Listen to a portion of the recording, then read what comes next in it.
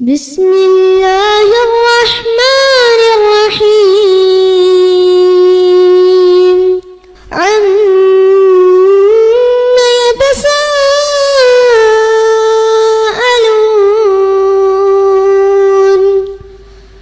عن النبأ العظيم الذي هم فيه مختلفون كلا سيعلمون ثم كلا سيعلمون. அஸ்ஸலாமு அலைக்கும் வரஹ்மத்துல்லாஹி வபரகாத்துஹு. கண்ணியம் வாய்ந்த இல்லாமல்ல அல்லாஹ்வின் நல்லடியார்களே, அல்லாஹ்வுடைய அருள்பெரும் கிருபையினால் நேர்வழி பெற்றோர் யார் என்கிற தலைப்பின் கீழ் கடந்த 4 நாட்களாக ஒவ்வொரு படித்தரங்களாக நாம் பார்த்து வருகிறோம். இன்றைய நாள்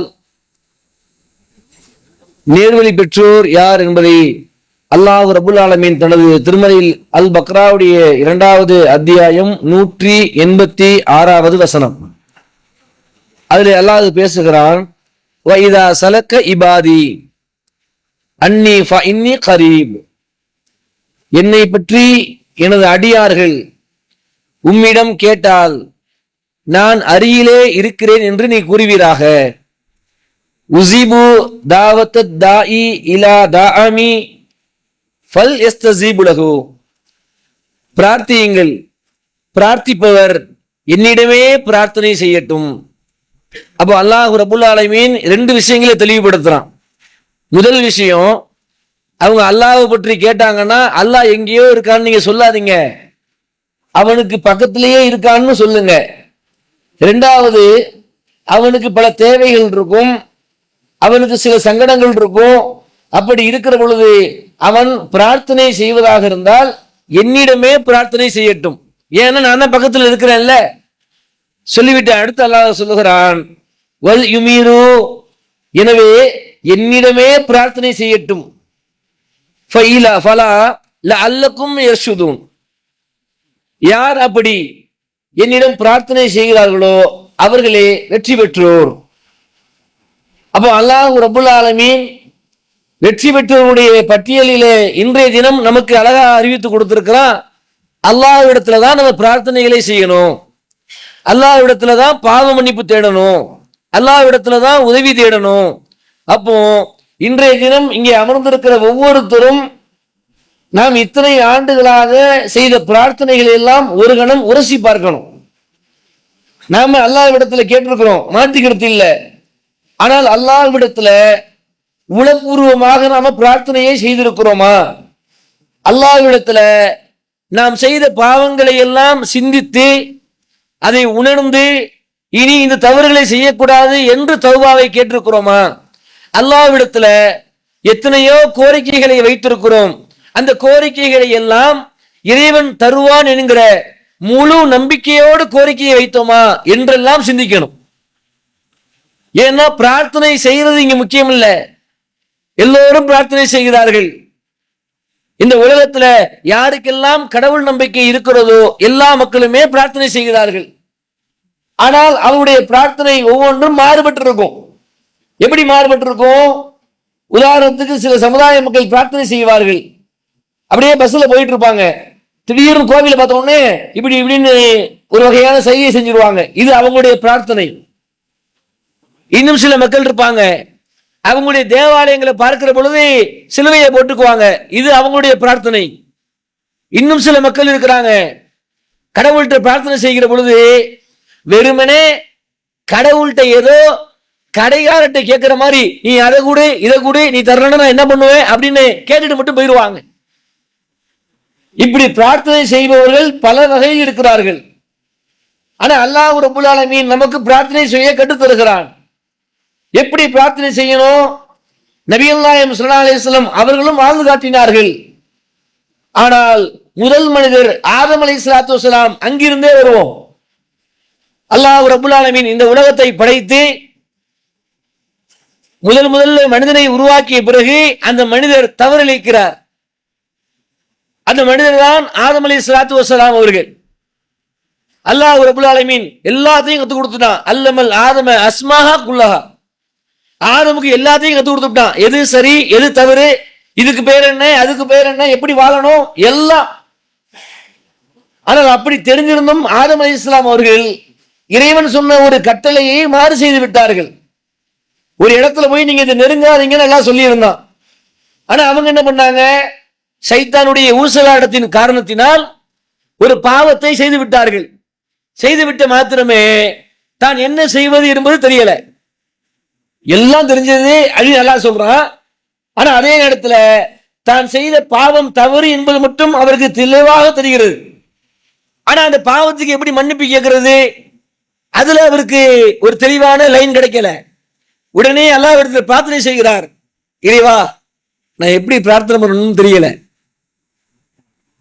நீதான் கத்துக் கொடுக்கணும். அப்ப அல்லாஹ் சொல்லுகிறான், இப்படி கேளுங்க, என்ன நீங்க கோபப்படுத்திட்டீங்க, நான் இந்த உலகத்தையே உங்களுக்காக தான் படைச்சேன்.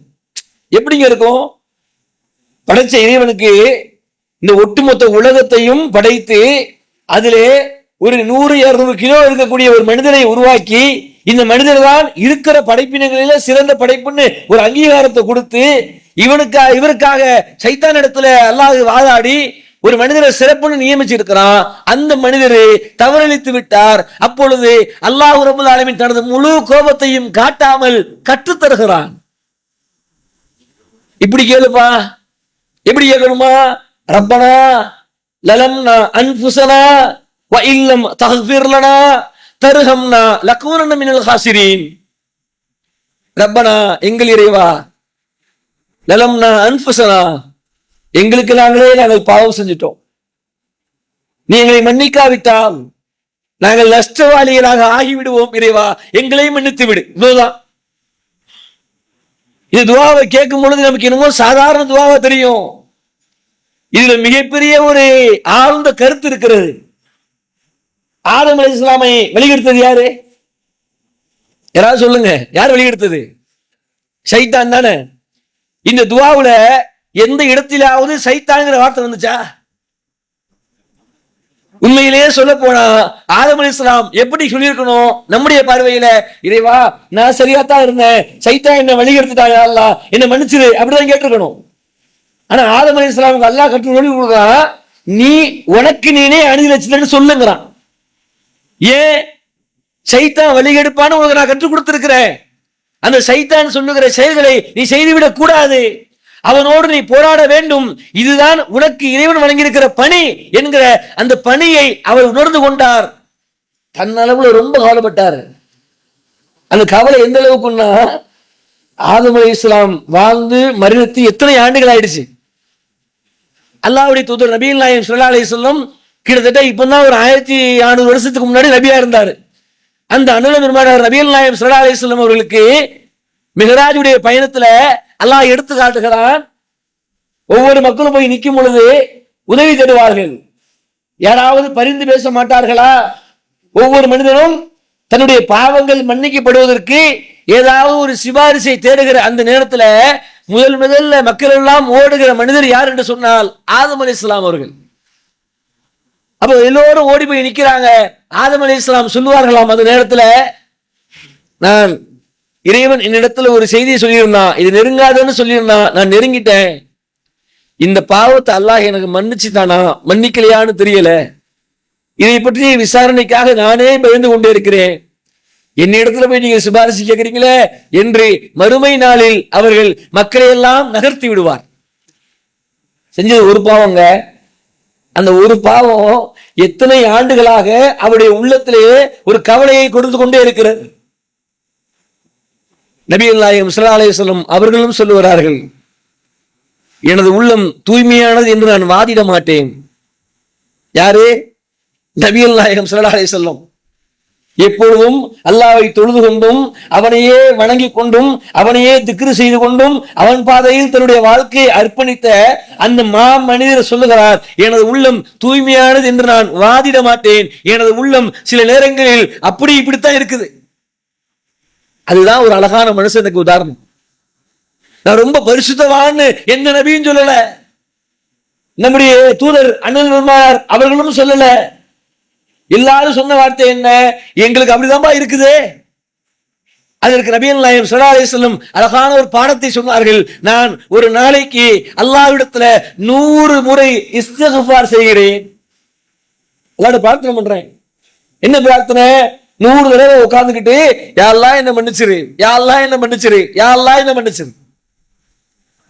இங்கே உட்கார்ந்து இருக்கிற நம்ம எல்லோருமே சொல்லுகிறோம், கான ரசூலுல்லாஹி ஸல்லல்லாஹு அலைஹி வஸல்லம் உஸ்வத்துல் ஹஸனா, இந்த நபியிடத்துல எங்களுக்கு அழகிய முன்மாதிரி இருக்கிறது அப்படி என்று சொல்லுகிறோம். இங்கே அமர்ந்திருக்கிற ஒவ்வொரு சகாக்களும் தங்களது உள்ளத்தை தொட்டு யோசித்து பார்க்க வேண்டும். நாம் ஒரு நாளில் 100 தடவை அல்லாஹ்விடத்துல இஸ்திக்ஃபார் செய்கின்றோமா? ஆனால் எவ்வளவு பாவங்கள் செய்கிறோம். காலை எழுந்ததிலிருந்து இரவு உறங்குகிற வரைக்கும் ஒரு மனிதனுடைய வாழ்வுல அவனுக்கு இருக்கிற மிகப்பெரிய பிரச்சனையே அவனுடைய பாவங்கள் தான். சாப்பிடாம கூட இருந்துருவான், இன்னும் பிற ஏதாவது செயல்களை செய்யாம கூட இருந்துருவான். ஆனா பாவம் செய்யாம ஒரு மனிதன் இருக்க சொன்னோம்னா கண்டிப்பா இருக்க முடியாது. ஏன் முடியாது? சைத்தான் விடமாட்டான். அதிலும் குறிப்பாக ஏகத்துவத்தை விளங்கி கொண்டவர்களுடைய உள்ளத்துல சைத்தானால், நபிகளாரே சொன்னார்கள், சைத்தான் உங்களிடத்துல அல்லாஹ்வை வணங்குவதை விட்டு தடுப்பதில் நிராசை அடைந்து விட்டான். நம்மளுடைய யாத்திரை தர்காவையோ தாயத்தையோ அல்லாஹ் இணை வைக்கக்கூடிய காரியங்களையோ சைத்தானால் புகுத்த முடியாது. வேற என்ன புகுத்துவான்? மாறாக நபிகளார் சொன்னார்கள், மற்ற வணக்க வழிபாடுகளில் பாவங்களில் உங்களை ஆழ்த்தி விடுவான். கண்டிப்பாக எல்லோரும் பாவம் செய்கிறோம். அது ஆண் பெண் சிறுவர் பெரியவர்கள் மாற்றுக்கிறதே கிடையாது. அந்த பாவத்தை பொறுத்தவரையில நாம நம்முடைய பயணத்தை எப்படி அமைத்திருக்கிறோம்? அல்லாஹ் சொல்லுகிறான், அவங்களுக்கு ஒரு அழகிய உதாரணமா, மனுஷங்க பாவம் செய்வாங்கிறது அல்லாஹ்வுக்கு தெரியும். அதனாலதான் நபிகளார் சொன்னார்கள், ஆதமுடைய மக்கள் இரவிலும் பகலிலும் பாவம் செய்கிறார்கள். அவர்கள் கண்கள் பாவம் செய்கிறது, நாவு பாவம் செய்கிறது, சில பாவங்கள் நிகழ்ந்து விடுகிறது, சில பாவங்கள் பொய்ப்படுத்தப்படுகிறது. நம்ம வெளியில பார்க்கும் பொழுது சில பேர் அப்படியே பயங்கரமா இருப்பாங்க, பெர்ஃபெக்டா இருக்கிற மாதிரி. அவங்களுக்குள்ள ஏதோ போராடிட்டு இருக்காங்கன்னு அர்த்தம். ஒருவேளை பாவம் செய்து கொண்டே இருந்த மனிதன் அல்லாஹ்வின் மீது நம்பிக்கை இழந்துவிடக் கூடாது என்பதற்காக இறைவன் சில வரையறைகளை வைத்திருக்கிறான். அழகான வரையறை. இது நம்முடைய வாழ்க்கையில இருந்துச்சுன்னு சொன்னா கண்டிப்பா எல்லோரும் ஜெயிச்சிடலாம். நீங்களும் ஜெயிக்கலாம், நானும் ஜெயிக்கலாம். யாரெல்லாம் அந்த வசனத்திற்கு ஏற்ப தங்களை மாற்றி அமைத்துக் கொள்கிறார்களோ அவர்கள் எல்லோரும் ஜெயிக்கலாம். அல்லாஹ் ரப்பல் ஆலமீன் 3வது அத்தியாயம் 135வது வசனத்திலே அல்லாஹ் பேசுகிறான், வல்லதீன இதா ஃபஅலு ஃபாஹிஸத்தன் அவ் லலமு அன்ஃபுஸஹும் ஸக்கருல்லாஹ ஃபஸ்தக்பிரு லி யுனூபிஹிம். இறைவன் இங்கே பேசுகிறான், அவர்கள் வெட்கக்கேடானதை செய்து விட்டால். பாவத்துல பல இருக்கு. அதுல பெரிய பாவம் என்னன்னா வெட்கக்கேடான ஒரு காரியம், அல்லது தமக்கு தாமே தீங்கிழைத்துக் கொள்வது. தமக்கு தாமே தீங்கிழைச்சுக்கிறதுனா அவன் தனிப்பட்ட எந்த ஒரு மனுஷனுக்கும் தீங்கிழைக்காம அவனுக்கு மட்டுமே அவன் தனிமையில பார்க்கிற விஷயங்கள், தனிமையில செய்கிற விஷயங்கள், தன் உடலால் செய்கிற விஷயங்கள், இதெல்லாம் தனக்கு தானே செய்கிற பாவங்கள். இது மாதிரியான பாவங்கள் அவன் செய்து விட்டால் அல்லாஹ்வை நினைத்து அவர்கள் பாவ மன்னிப்பு தேடுவார்கள். பாவம் செஞ்சிருவான், அது மாற்றுக்கிறது இல்ல. செய்த அந்த மனுஷன் என்ன பண்ணுவான் தெரியுமா? சுதாரித்துக் கொள்வானாம். பாவம் பண்ணிட்டோம், இனி இப்படியே இருந்துட முடியாது, அல்லாஹ் குற்றம் பிடிச்சிருவான் அப்படின்னு சுதாரித்துக் கொண்டு அல்லாஹ்விடத்துல பாவ மன்னிப்பு தேடுவார்கள். வமன் யக்ஃபிரு துனூப இலல்லாஹ், அவன் சொல்லுவானா, அல்லாஹ்வை தவிர பாவங்களை மன்னிப்பவன் யார்? நான் அவன்தான் மன்னிப்பு கேட்கணும். அடுத்து அல்லாஹ் சொல்கிறான், வலம் இஷிரு அலா நஃபஅலு வஹும் யஅலமூன். இதுதான் இங்க உங்களுக்கும் எனக்குமான மிகப்பெரிய ஒரு டாஸ்க். பாவம் செய்கிறோம், கண்டிப்பா அல்லாஹ் சொல்லிவிட்டான், யாருக்கெல்லாம் இறையச்சம் இருக்குதோ அவங்க செய்த பாவத்துக்கு மன்னிப்பு தேடுவாங்க. அல்லாஹ் தவிர யாரு பாவத்தை மன்னிக்க முடியாதுன்னு தெளிவாகவும் இருப்பாங்க. ஆனா அவங்களுக்குள்ள ஒரு மிகப்பெரிய முக்கியமான விஷயம் என்னன்னா, தெரிந்து கொண்டு அந்த பாவத்திலே நிலைத்து இருக்க மாட்டார்கள். இங்க உட்கார்ந்து இருக்கிற ஒவ்வொருத்தரும் நம்ம யோசிச்சு பாருங்களேன். நாம எத்தனையோ பாவங்களை செஞ்சிருக்கிறோம்.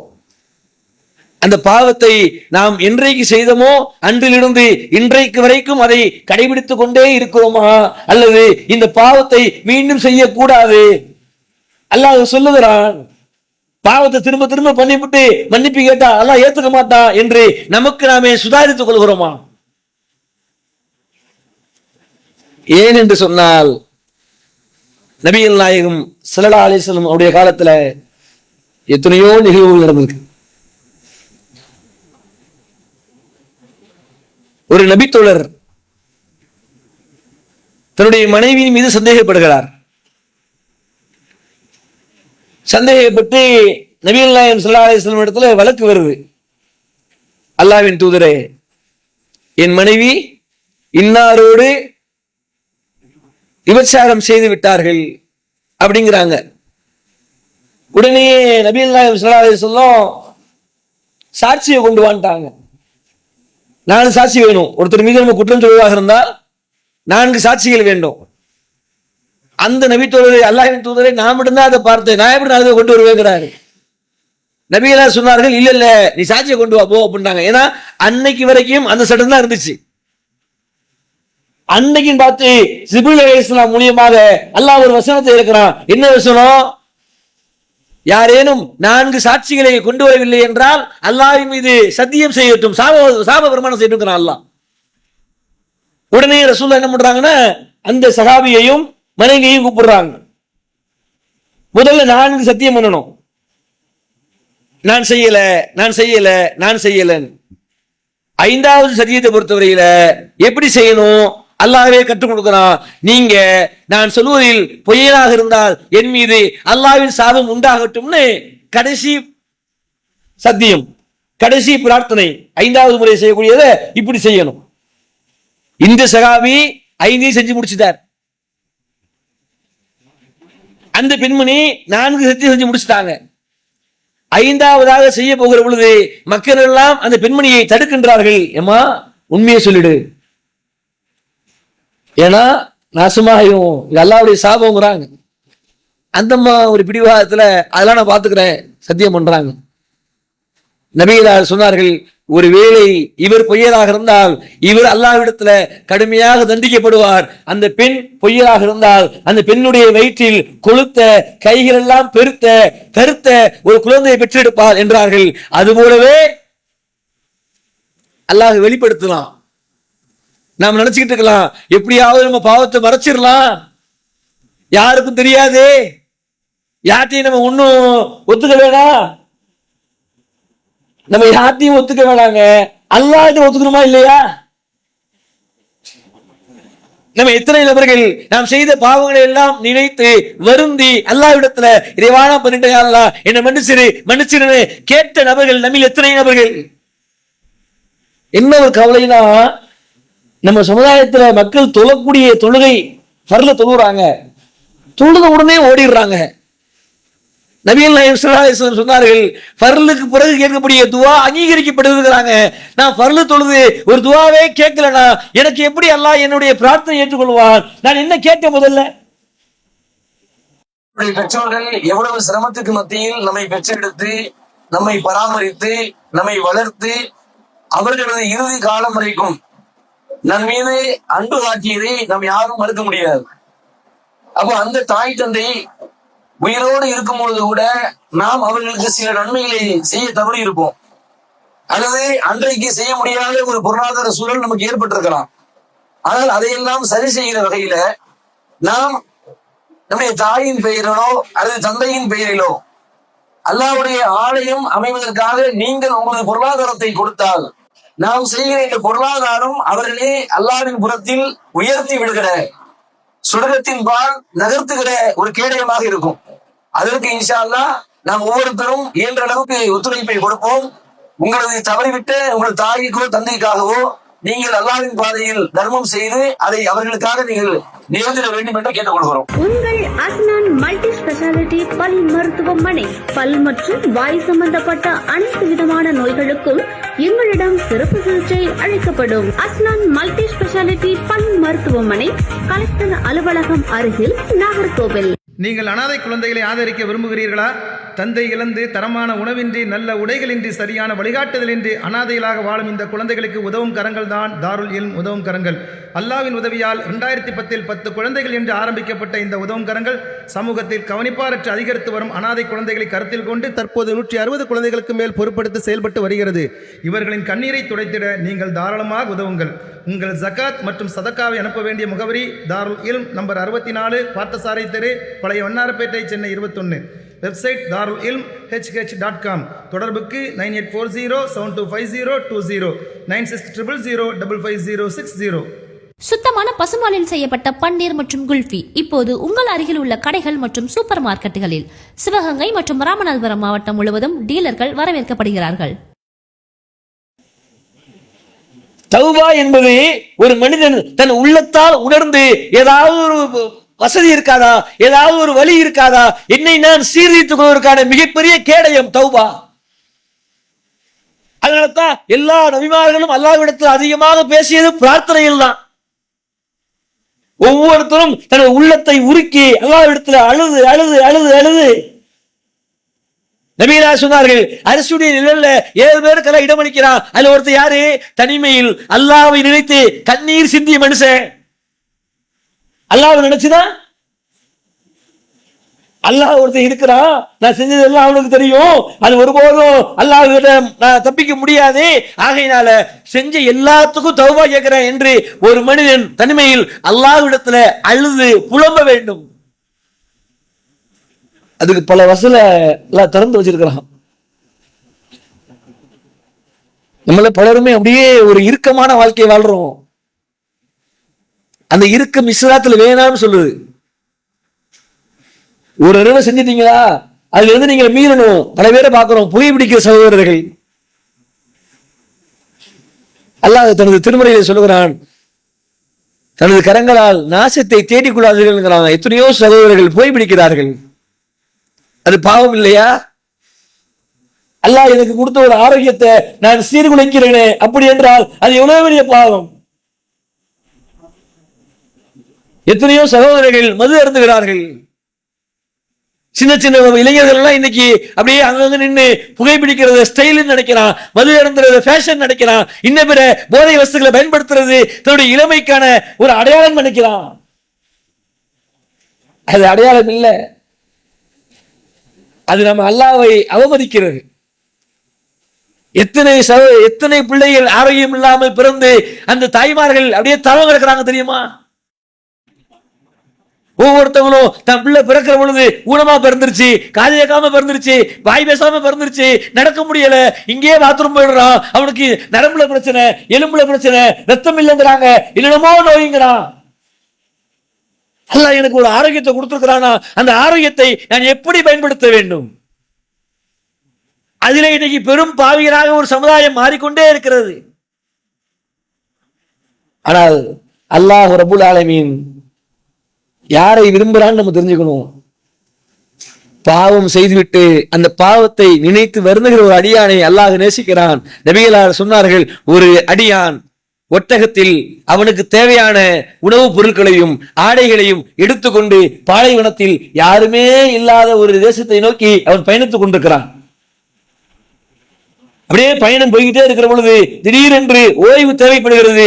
ஒரு இடத்தில் மரத்தின் அருகிலே ஒட்டகத்தை கட்டி போட்டுவிட்டு அவன் ஓய்வெடுக்கிறான். ஓய்வெடுத்த அந்த அடியான் தூங்கி எழுந்து பார்க்கிற பொழுது அவன் கட்டி வைத்த ஒட்டகமும் அந்த ஒட்டகத்திலே இருந்த உணவும் இன்னபிற உடையும் எதுவுமே இல்லை. எப்படி இருக்கும் அவனுக்கு? தான் எந்த பாதையை நோக்கி போறேன்னு தெரியல. சொல்லப்போனா நிர்கதியற்று நிற்கிறான்.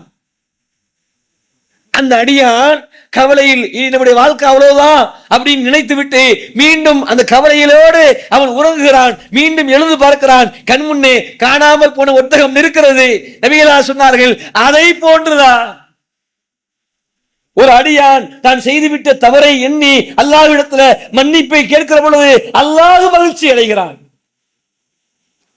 நான் அல்லாஹ்வை மகிழ்ச்சியாக்கணும் அப்படின்னா நான் செய்த பாவத்தை எல்லாம் அல்லாஹ்விடத்துல ஒத்துக்கணும்.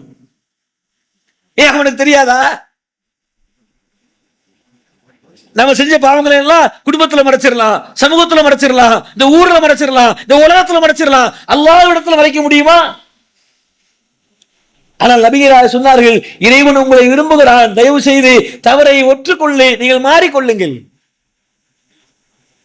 அதுலயும் குறிப்பாக இந்த தௌபாவை அல்லாஹ் எங்கெல்லாம் வச்சிருக்கான்னு நீங்க கவனிக்கணும்.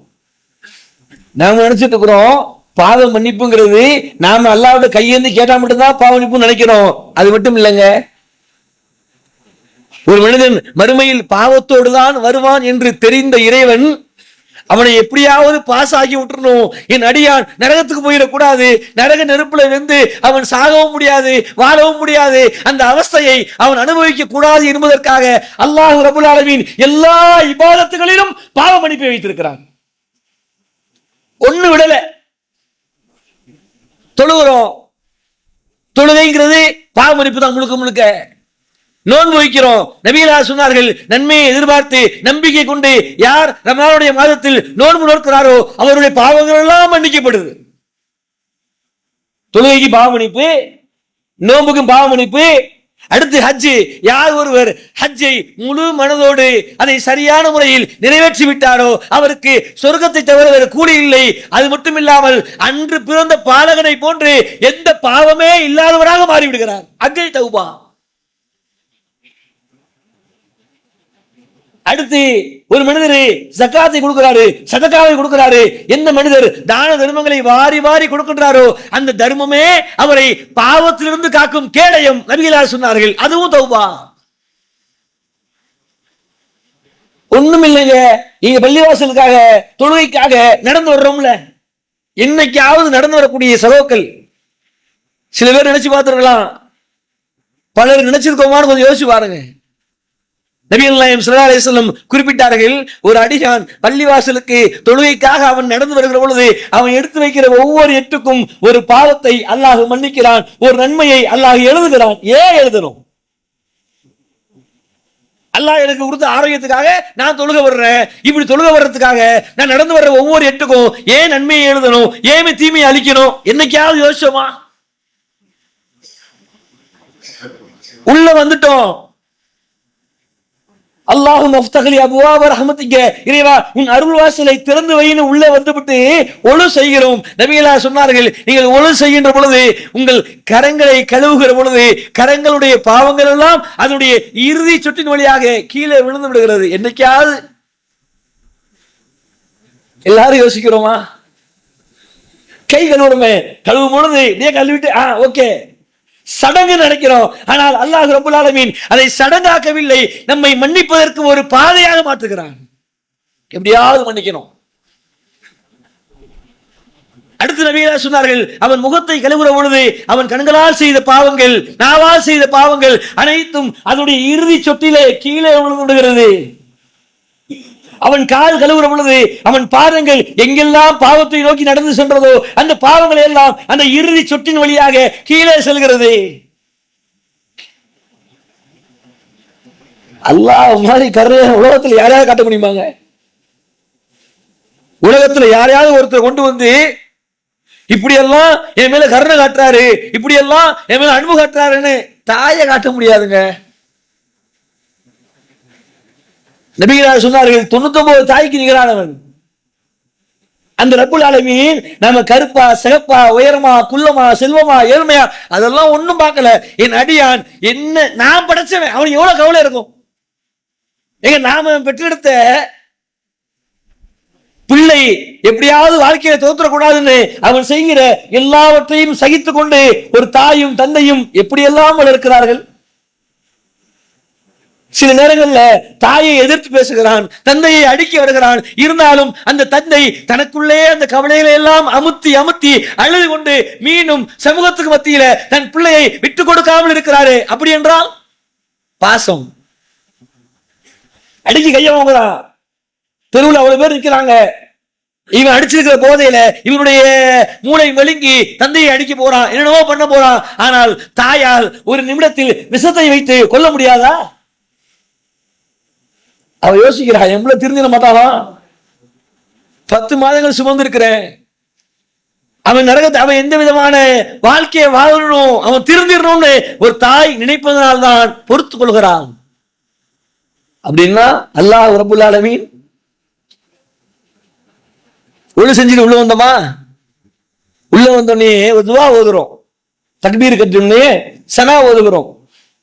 அல்லாஹும்ம பஹித் பைனி وبين قضاياي كما بات بين المشرق والمغرب اللهم نقيني من القضايا كما ينقى الثوب الابيض من الدنس اللهم اغسل قضاياي بالماء والثلج والبرد. இப்படி ஒரு துவாவை நம்மளாம் கேட்டிருக்கவே மாட்டோம். நான் சொல்லுகிற விளக்கத்தை நீங்க பாத்தீங்கன்னு சொன்னா, இத்தனை ஆண்டுகள் நம்ம தொழுது இருக்கிறோம், இப்படி ஒரு துவாவை நம்ம கேட்டிருப்போமா? இந்த துவாவுடைய அர்த்தம் தெரிஞ்சவங்க கேட்டிருக்கலாம், ஆனால் பெரும்பாலான மக்கள் கண்டிப்பாக அர்த்தம் தெரிந்திருக்க மாட்டார்கள். இதுல நாம சொல்றோம், தக்பீர் கட்ட உடனேயே, இறைவா கிழக்கிற்கும் மேற்கிற்கும் எவ்வளவு தொலைவு இருக்குமோ அதே போன்று எனக்கும் என்னுடைய பாவத்திற்குமான தொலைவை நீ அதிகப்படுத்தியா அல்லாஹ். வெண்ணிற ஆடையிலிருந்து அழுக்கை நீக்குவதை போன்று என்னிடத்திலிருந்து என் பாவங்களை நீக்கிவிடியா அல்லாஹ். ஆலங்கட்டியாலும் பனிக்கட்டிகளாலும் என் பாவங்களை நீ தூய்மைப்படுத்தியா அல்லாஹ். தாங்க துவாவை சனா ஓதுறமே, தக்பீர் கட்டிட்டு அர்த்தம் என்ன நினைக்கிறீங்க? முழுக்க முழுக்க தௌபா, கிழக்குக்கும் மேற்குக்கும். உண்மையிலேயே ஒரு பாவம் செய்யக்கூடிய ஒரு மனிதர் அல்லது இந்த அர்த்தத்தை விளங்கிய ஒரு மனிதர் தொழுகையில் இருக்கும் பொழுது இப்படி எல்லாம் கேட்டுவிட்டு வெளியில போய் பாவம் செய்வதற்கு அவர் மனம் வருமா? வெளியில போய் பீடி பிடிப்பாரா? வெளியில போய் மது அருந்துவாரா? வெளியில போய் புறம் பேசுவாரா? வெளியில போய் அவதூறு பேசுவாரா? அங்கதான். அப்படின்னா அடுத்து தொழுகையில நிக்கிறோம், நின்று விட்டு அந்த சஜிதா செய்கிறோம். சஜிதா என்பது இறைவனுக்கு ஆக பிடித்த ஒரு நிலை. அதனாலதான் நபிகள் நாயகம் ஸல்லல்லாஹு அலைஹி வஸல்லம் சொன்னாங்க, நீங்க சஜிதாவுல உங்க துவாவை அதிகப்படுத்துங்க, அது ரொம்ப அல்லாஹ் ரொம்ப நெருங்கிடும். அப்படியே ஒருத்தன் போய் மண்டிட்டு அல்லாஹ்ட பேசுகிற பொழுது அல்லாஹ் அதை விரும்புகிறான். அந்த சஜிதாவுடைய இடையில ஓதுறமே, ரப்பி குஃபிர்லி ரப்பி குஃபிர்லி, என்ன அர்த்தம்? இறைவா என்ன மன்னிச்சிடுறா, இறைவா என்ன மன்னிச்சிடுறா. நீ தொழுகையை எடுத்து பாத்தீங்கன்னா அதை முடிக்கிற வரைக்குமே என்ன மன்னிச்சிரு, என்ன மன்னிச்சிரு, என்ன மன்னிச்சிரு. அதனாலதான் பாருங்க அல்லாஹ் ரப்பல் ஆலமீன் அடுத்த ஒரு செட்டப் வைக்கிறான். என்ன செட்டப்? ஒரு மனுஷன் கேட்கிற வரையும் கேட்டுட்டானா போதும், இதுக்கப்புறமேலு அந்த அடியான் அதே இடத்தில் உட்கார்ந்து கொண்டு எதையுமே யோசிக்காம எதை பத்தியும் கவலைப்படாம அப்படியே உட்கார்ந்து இருக்கிறாரு. எந்த இடத்துல தொழுதாரோ தொழுது முடிச்சாரோ அந்த இடத்துல அப்படி உட்கார்ந்து இருக்கிற பொழுது அல்லாஹ் அடுத்து ஒரு ஆர்டர் போடுறான். என்ன ஆர்டர்? மலக்குமார்களே நீங்க கேளுங்க. உடனே சில மலக்குமார்கள் வருகிறார்கள். வந்தவர் அப்படியே அவர் உட்கார்ந்து இருக்கும் பொழுது, யா அல்லாஹ் இவரை மன்னிச்சிரு, யா அல்லாஹ், யா அல்லாஹ் இவர்கள் நீ அருளக்கூடிய அல்லாஹ், யா அல்லாஹ் இவர் மன்னிச்சு. இது ரெண்டே தான். இவரை மன்னிச்சிரு, இவருக்கு அருள கொடு, இவரை மன்னிச்சிரு, இவர் அருள் கொடு, இவரை மன்னிச்சிரு, இவர் அருள் கொடு. எது வரைக்கும்? நீங்கள் எவ்வளவு நேரம் அதே இடத்தில் உட்கார்ந்து இருக்கிறீர்களோ அது வரைக்கும் உங்களுக்காக அல்லாஹ்வுடைய கண்ணியமிக்க வானவர்கள் பிரார்த்தித்துக் கொண்டே இருக்கிறார்கள். தௌபா.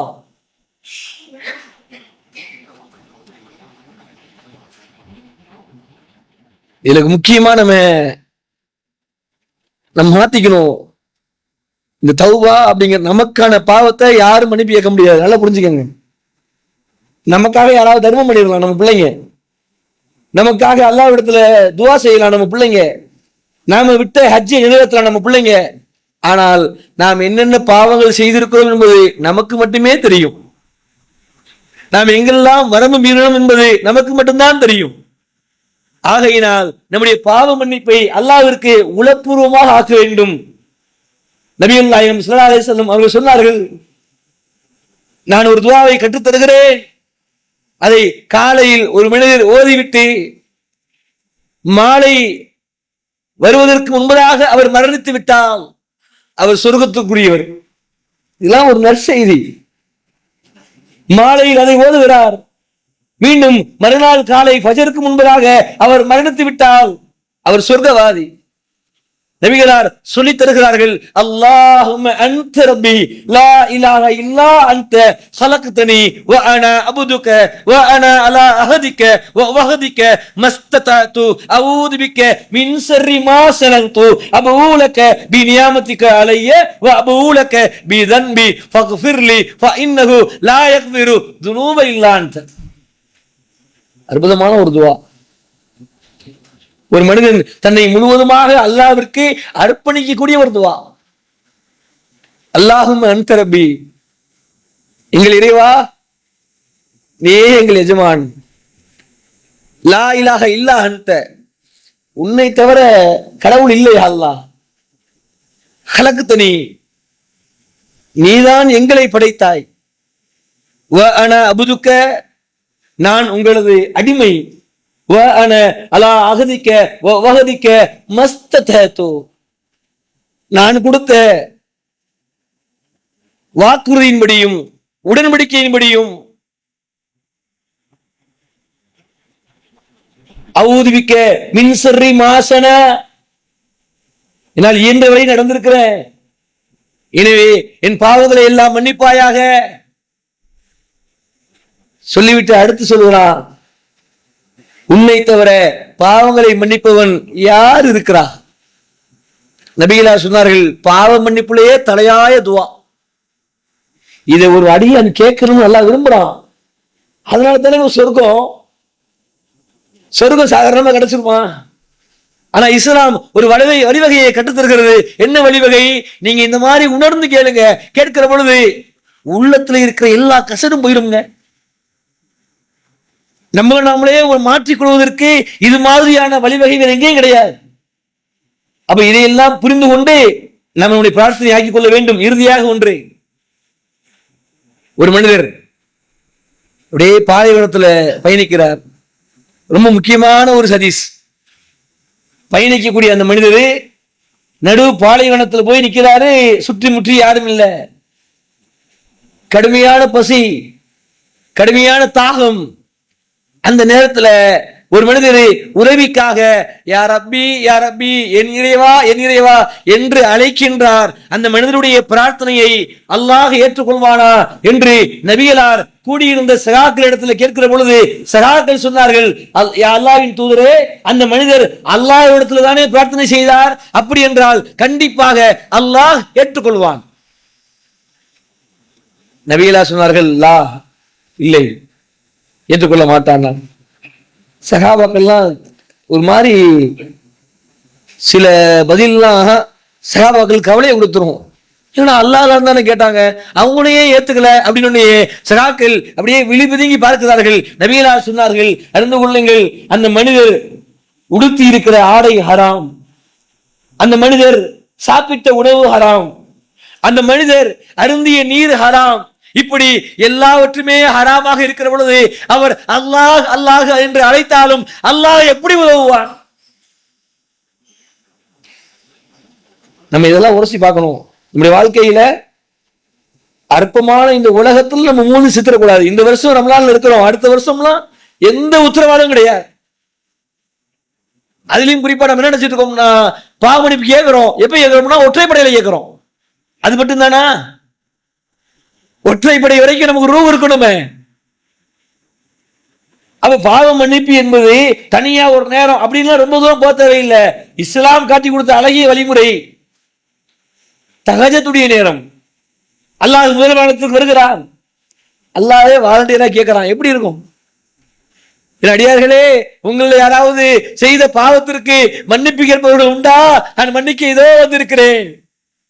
என் அடியார்களே, உங்களிடத்தில் யாராவது தேவைகளோடு வந்திருக்கிறீர்களா? உங்கள் தேவைகளை பூர்த்தி செய்ய நான் வந்திருக்கிறேன் என்று இறைவன் முதல் வானத்திற்கு இறங்கி வருகிறான் என்று நபிகளார் சொல்கிறார்கள். அப்படி என்றால் அந்த நேரத்தை நம்ம எத்தனை சகாக்கள் சரியான முறையில் பயன்படுத்துகிறோம்? இதையெல்லாம் புரிந்து நாளை மறுமையில் ஒருபோதும் குற்றவாளியாக விடக்கூடாது என்பதற்காக எத்தனையோ திக்ருகள் நபிகளார் சொல்லிக் கொடுத்தார்கள். ஒரு நாளைக்கு 100 முறை சுப்ஹானல்லாஹி வ பிஹம்திஹி என்று நீங்கள் திக்ரு செய்யுங்கள். ரெண்டே வார்த்தை, சுப்ஹானல்லாஹி வ பிஹம்திஹி. அப்படி யார் செய்கிறார்களோ நாளை மறுமையில் அந்த மனிதனுடைய தீமையின் எடை, நன்மையின் எடை இருக்கும், தீமையின் எடை இருக்கும்.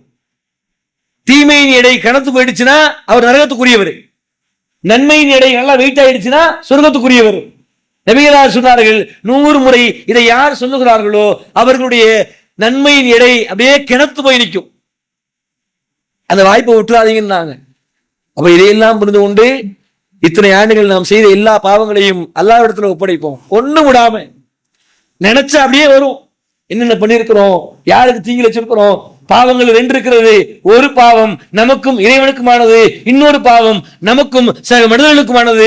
மனிதர்களுக்கான பாவத்தை மனிதனிடத்தில் மன்னிப்பு கேளுங்கள், அல்லாஹ்வுக்கும் நமக்குமான பாவத்தை அல்லாஹ்விடத்தில் மன்னிப்பு கேளுங்கள். எல்லாம் இறைவன் உங்களது என்னது பாவங்களை மன்னித்து சூனத்தில் ஒன்று சேர்ப்பானாக.